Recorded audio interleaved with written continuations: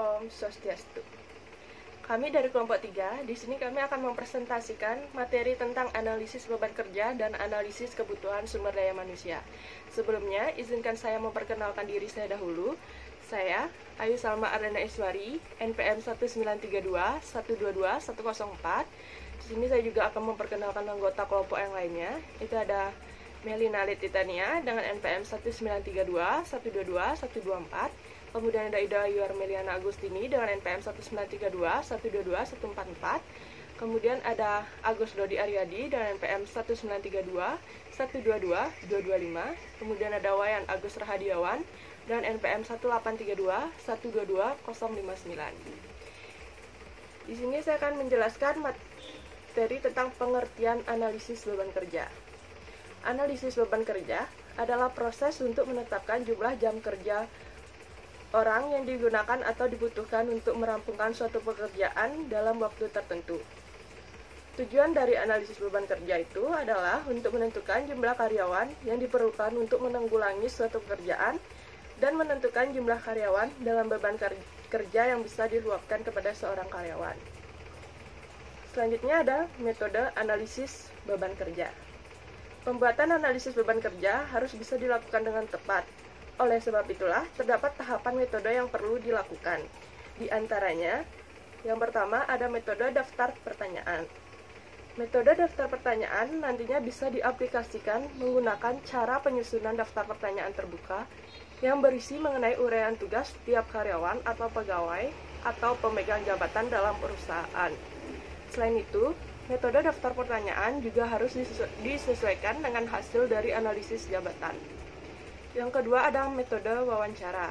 Sesuai dengan penamaannya, metode ini merupakan metode yang akan dipakai untuk memulai wawancara tiap karyawan atau pegawai atau pemegang jabatan dalam perusahaan yang mempunyai tugas serta fungsi. Biasanya, wawancara dilakukan pada individu. Yang ketiga ada metode pengamatan langsung. Dengan metode pengamatan secara langsung, maka perusahaan akan melakukan analisis hanya menggunakan pengamatan saja, jenis pekerjaan apa yang dipegang serta bagaimana pekerjaannya. Sekian presentasi dari saya dan akan dilanjutkan oleh teman saya. Terima kasih. Saya Melina Letitania NPM 19321222124 akan melanjutkan presentasi dari teman saya. Cara penghitungan beban kerja. Yang pertama, perusahaan harus dapat menghitung berapa beban kerja per waktunya serta berapa volume kerjanya. Bila perusahaan mengambil dasar waktu kerja efektif berdasarkan peraturan dari pemerintah, maka jam efektifnya hanya 5 jam per hari. Yang kedua, cara perhitungan yang dilakukan bisa dengan mengelola data yang diperoleh dari laporan beban kerja yang sudah dilakukan unit pelaksana. Lewat data tersebut, perusahaan bisa melakukan perhitungan menggunakan rumus isi kerja sama dengan beban kerja kali waktu. Terdapat 4 waktu kerja yang dianggap efektif, yaitu per hari, per minggu, per bulan, dan juga per tahun. Rumus yang akan diterapkan adalah per hari sama dengan 1 hari kali 5 jam sama dengan 300 menit. Yang kedua, per minggu 5 hari kali 5 jam sama dengan 25 jam sama dengan 1500 menit. Per bulan 20 hari kali 5 jam sama dengan 100 jam sama dengan 6000 menit. Per tahun 240 hari kali 5 jam sama dengan 1200 jam sama dengan 20.000 menit. Rumus yang akan digunakan untuk isi kerja jabatan dari hasil hitungnya dari jumlah kebutuhan para pegawai atau karyawan perusahaan perjabatannya adalah waktu penyelesaian kerja dikali beban kerja dan dibagi dengan waktu kerja efektif. Bila perusahaan bisa melakukan analisa dan perhitungan dengan tepat, maka hasilnya pun akan akurat. Jangan terlalu terburu-buru dalam melakukan perhitungan, pastikan lebih dulu bahwa data sudah diperoleh. Peran analisa beban kerja. Berikut ini adalah beberapa peran analisa beban kerja, yaitu 1. Dalam perekrutan dan seleksi karyawan. 2. Dalam perancangan karir. Yang ketiga, dalam pengembangan karyawan. Yang keempat, dalam perancangan indikator kinerja utama. Yang kelima, dalam perancangan sistem kompensasi dan benefit karyawan. Yang keenam, dalam penentuan kestabilan keuangan perusahaan terkait dengan beban gaji. Yang ketujuh, untuk mencapai hal tersebut dibutuhkan kemampuan untuk menentukan hasil kerja utama karyawan atau unit kerja, perhitungan waktu efektif, perhitungan waktu kerja normal, perhitungan beban kerja sesuai dengan jabatan yang dipegang, dan pengalokasikan tenaga kerja yang optimum yang sehingga tepat daya, tepat guna sesuai dengan tujuan perusahaan. Terima kasih. Saya Dayu, saya akan melanjutkan presentasi dari teman saya. Faktor pengaruh analisis beban kerja. Yang pertama, faktor eksternal. Faktor eksternal adalah faktor yang memiliki pengaruh dari luar tubuh pekerja. Berikut ini merupakan contoh faktor eksternal adalah teks atau tugas itu sendiri, organisasi, dan lingkungan kerja. Ketiga aspek itu disebut stakeholder dalam fatigue management. Adapun yang pertama, tugas. Tugas dapat berupa fisik, stasiun kerja, sikap kerja, beban yang diangkut, peralatan, dan sarana informasi atau visual management. Tugas dapat berupa mental, tingkat kesulitan pekerja, tanggung jawab terhadap pekerjaan. Yang kedua, organisasi. Organisasi di sini contohnya berupa lama waktu kerja, waktu istirahat, kerja bergilir, kerja malam, model struktur organisasi, sistem pelimpahan tugas dan wewenang, dan jenjang karir. Yang ketiga, lingkungan kerja. Lingkungan kerja fisik, intensitas penerangan, kebisingan, temperatur ruangan, getaran, dan lain-lain. Lingkungan kerja kimia, debu, gas-gas pencemar udara, uap logam, dan lain-lain. Lingkungan kerja biologis, bakteri, virus, jamur, binatang. Lingkungan kerja psikososial, pemilihan dan penempatan tenaga kerja, hubungan pekerja dengan pekerja, atasan dan bawahan. Faktor internal. Faktor internal adalah faktor yang berasal dari dalam tubuh pekerja itu sendiri sebagai akibat adanya reaksi dari beban kerja eksternal. Reaksi tubuh tersebut dikenal sebagai sterin. Berat ringannya sterin dapat dinilai secara subjektif dan objektif. Penilaian secara subjektif berkaitan erat dengan harapan, keinginan, dan kepuasan yang dapat diukur dengan indeks Employee Engagement atau IEE.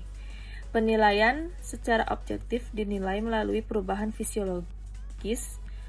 Faktor internal meliputi faktor somatis dan faktor psikis atau motivasi, persepsi, kepercayaan, kepuasan, dan keinginan. Manfaat analisis kebutuhan SDM. Yang pertama ada optimalisasi sistem manajemen informasi utamanya tentang daya karyawan. Yang kedua, memanfaatkan SDM seoptimal mungkin. Yang ketiga, mengembangkan sistem pencemaran SDM dengan efisien dan efektif. Yang keempat, mengkoordinasi fungsi-fungsi manajemen secara optimal. Yang kelima, mampu membuat perkiraan kebutuhan SDM dengan lebih akurat dan cermat.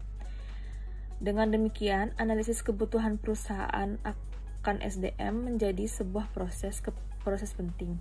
Penting karena hal itu merupakan pusat atau jantungnya perencanaan SDM. Kalau pusatnya terganggu, maka tidak saja terpengaruh terhadap kualitas perencanaan SDM, tetapi juga terhadap fungsi-fungsi manajemen SDM lainnya, seperti rekrutmen, seleksi, dan penempatan karyawan, serta pelatihan pengembangan karyawan. Selanjutnya akan dibacakan oleh teman saya. Terima kasih. Selamat malam, saya Agus Dodi Aryadi, NPM 193212225. Saya akan melanjutkan presentasi dari teman saya. Faktor-faktor yang perlu dipertimbangkan dalam kebutuhan SDM. Perubahan lingkungan eksternal. Faktor-faktor eksternal bersifat given dan sangat sulit, bahkan tidak dapat dikontrol oleh perusahaan. Contohnya, krisis moneter yang sudah mulai dirasakan oleh bangsa Indonesia sejak pertengahan tahun Juli 1997 sampai tahun 2000.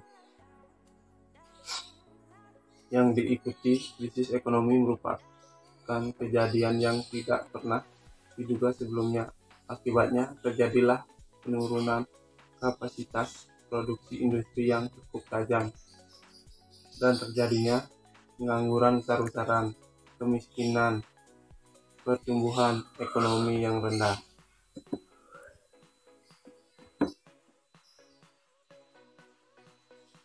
Bentuk-bentuk perubahan lingkungan eksternal ada 4. Yang pertama, kondisi perekonomian makro. Kondisi perekonomian makro seperti tingkat bunga, inflasi, dan nilai rupiah sangat mempengaruhi aktivitas dan kemajuan bisnis di tingkat mikro. Akibat agregatnya adalah pada kapasitas produksi atau pertumbuhan ekonomi pada gilirannya berpengaruh pada pendapatan per penduduk. Dengan demikian, perubahan eksternal ekonomi makro ini sifatnya sulit diprediksi, sehingga kita tidak mudah membuat perencanaan kebutuhan SDM yang akurat dan cermat. Yang kedua, hukum, politik, dan sosial. Sisi hukum dalam bentuk peraturan seperti yang menyangkut hak cuti, hak waktu kerja, upah minimum regional, dan hak jaminan sosial karyawan dapat mempengaruhi perencanaan kebutuhan SDM atau karyawan. Sisi politik, perusahaan akan mengalami kesulitan yang lebih besar dalam berbisnis, utamanya dalam mengekspansi usahanya jika kestabilan politik selalu terganggu.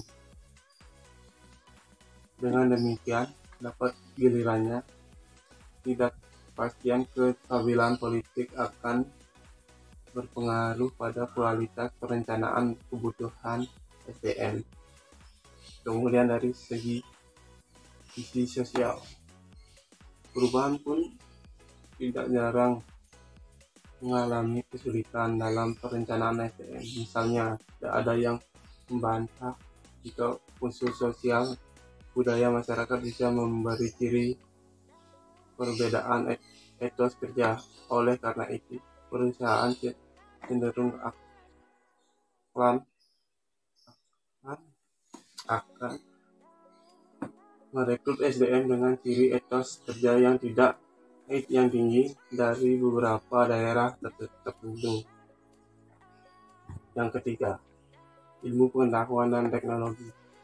Kemajuan ilmu pengetahuan dan teknologi atau IPTEK berpengaruh terhadap kebutuhan SDM yang akan digunakan perusahaan.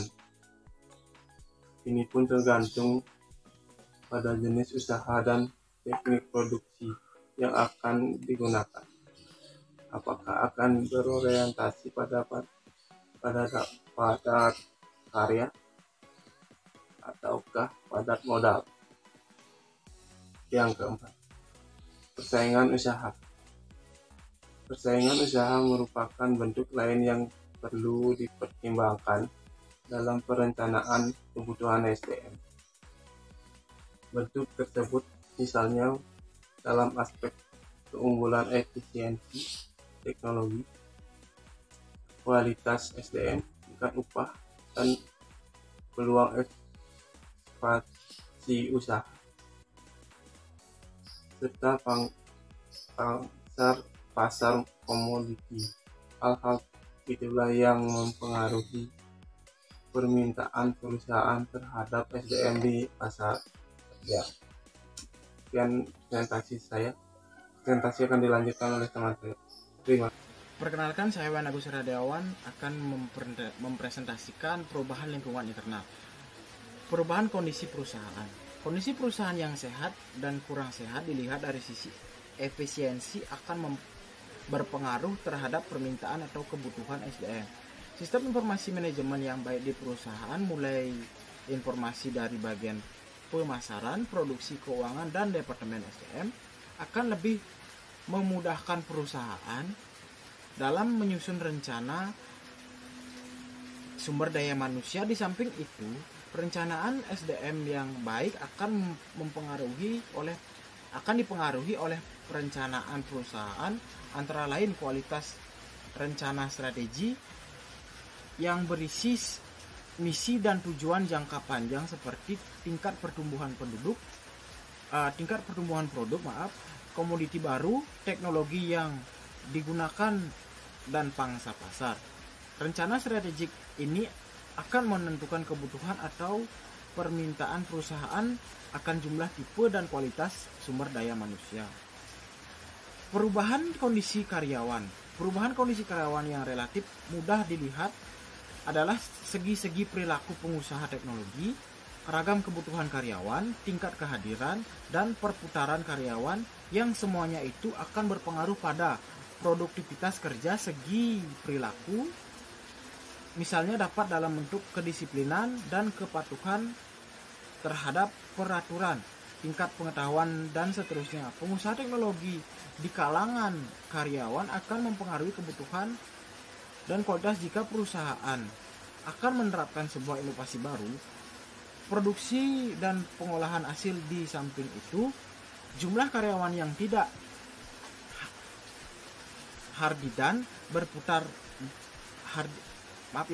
hadir dan perputaran karyawan yang semakin tinggi akan berpengaruh terhadap upaya memenuhi kebutuhan SDM. Perusahaan harus semakin aktif dalam berpromosi dan memperbaiki iklim kerja di dalam agar karyawan merasa betah untuk bekerja. Teknik pemikiran kebutuhan SDM. Teknik pemikiran kebutuhan SDM meliputi pemikiran jangka panjang dan jangka pendek. Yang membedakan kedua pendekatan itu adalah sebagai berikut. Pendekatan jangka pendek dengan asumsi hampir semua sumber daya, khususnya teknologi produksi, tidak berubah. Jangka pendek biasanya hanya berkisar tidak lebih dari 1 tahun. Pendekatan jangka panjang dengan asumsi hampir semua sumber daya, produksi, dan memperbaiki iklim kerja di dalam agar karyawan merasa betah untuk bekerja. Teknik pemikiran kebutuhan SDM. Teknik pemikiran kebutuhan SDM meliputi pemikiran jangka panjang dan jangka pendek. Yang membedakan kedua pendekatan itu adalah sebagai berikut. Pendekatan jangka pendek dengan asumsi hampir semua sumber daya, khususnya teknologi produksi, tidak berubah. Jangka pendek biasanya hanya berkisar tidak lebih dari 1 tahun. Pendekatan jangka panjang dengan asumsi hampir semua sumber daya akan berubah. Jangka panjang lebih dari setahun, bahkan bisa mencapai 5-10 tahun. Namun semua tergantung pada bentuk usaha dan jenis usaha. Dan bisa juga dari skala usaha, misalnya dari sektor pertanian, komoditi pemusiman, perkiraan kebutuhan, SDM-nya cenderung berjangka pendek. Berbeda dengan usaha perkebunan yang bersifat tahunan. Kesimpulan dari presentasi ini adalah analisis beban kerja merupakan proses untuk menentukan berapa jumlah SDM yang dibutuhkan untuk merampungkan suatu pekerjaan dan berapa jumlah tanggung jawab atau beban kerja yang dapat dilimpahkan kepada pelaku pekerjaan. Analisis kebutuhan perusahaan akan sumber daya manusia dinilai penting karena berfungsi sebagai pusat kegiatan perencanaan sumber daya manusia, mengarahkan dan mempengaruhi kegiatan, perilaku, dan dampak tindak-tindakan operasional, meningkatkan daya guna sumber daya manusia secara optimal, mengarahkan perencanaan SDM, dan memperoleh jumlah, tipe, dan mutu untuk mengerjakan suatu yang tepat pada waktu yang tepat. Faktor-faktor yang perlu dipertimbangkan dalam analisis kebutuhan sumber daya manusia ini meliputi perubahan lingkungan eksternal, perubahan kondisi perusahaan, dan perubahan kondisi karyawan. Teknik pemikiran kebutuhan sumber daya manusia meliputi teknik jangka pendek dan teknik jangka panjang. Teknik jangka pendek terdiri dari analisis anggaran, beban kerja, dan analisis struktur perusahaan. Teknik jangka panjang meliputi analisis permintaan unit, permintaan keorganisasian, pendapat pakar, analisis kecenderungan, analisis statistik, bagian penempatan, analisis Markov, dan model peramalan Areged.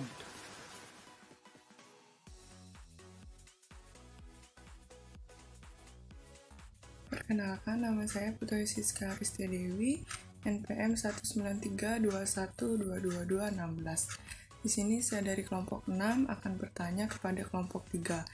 Jelaskan apa yang terjadi jika seseorang kelebihan beban kerja. Terima kasih.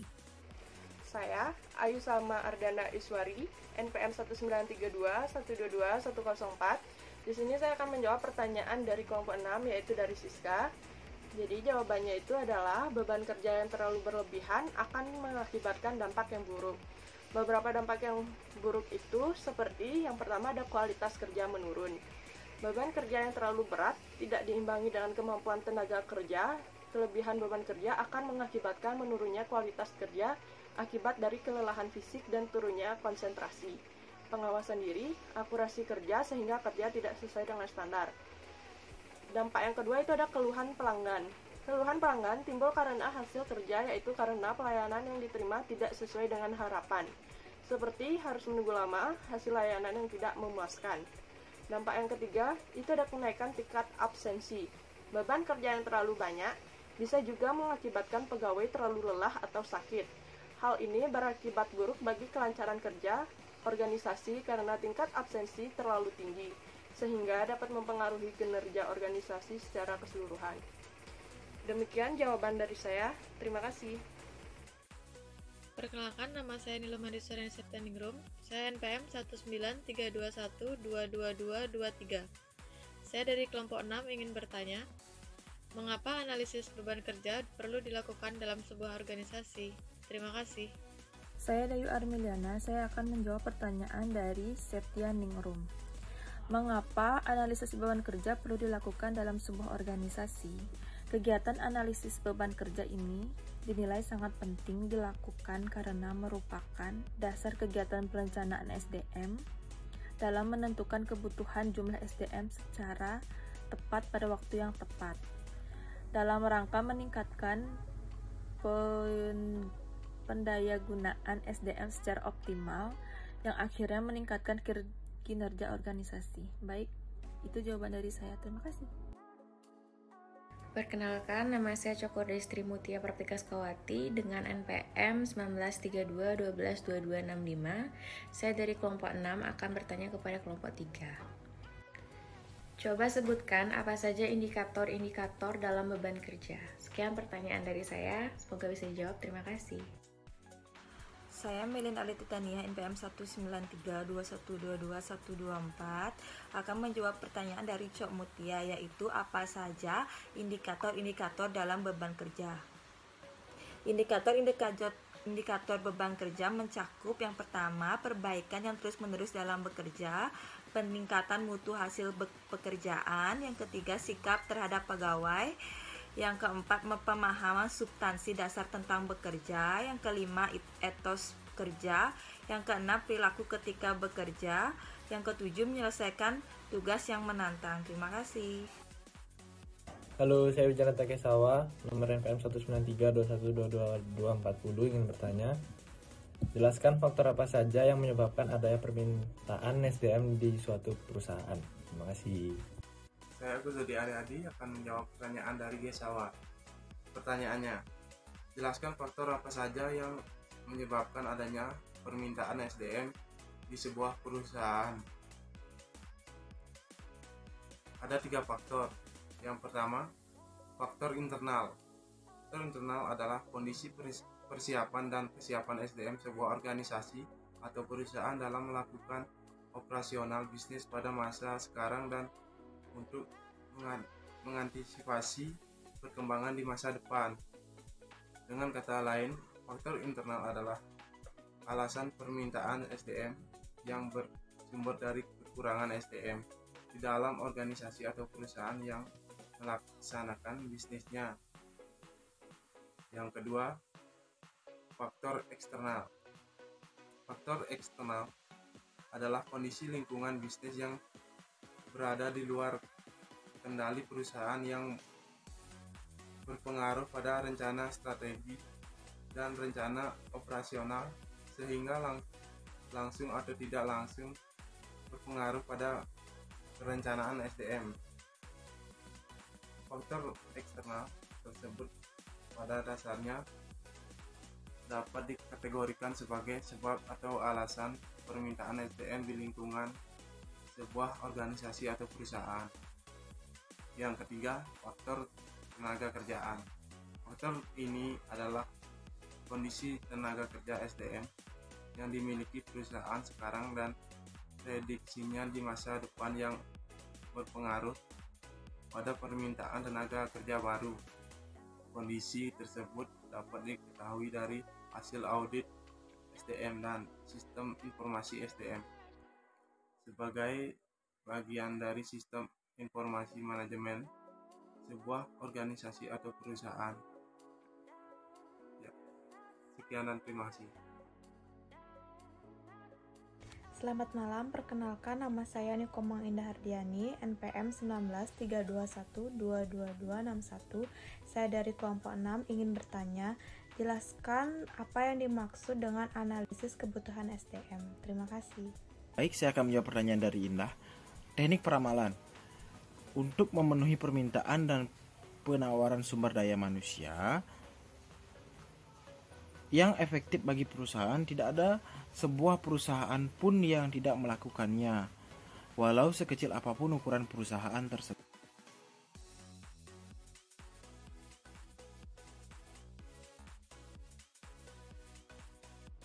Om Swastiastu, saya dari kelompok 5 dengan nama Lokada Sintia Parahita Surya Putri, NPM 1932122205, izin bertanya, yaitu jelaskan aspek-aspek yang harus diperhatikan dalam analisis beban kerja. Terima kasih, Om Santi. Saya Ayu Salma Ardana Iswari, NPM 1932122104. Di sini saya akan menjawab pertanyaan dari Cynthia. Jadi, aspek-aspek yang harus diperhatikan dalam analisis beban kerja, yaitu aspek yang pertama ada norma waktu kerja.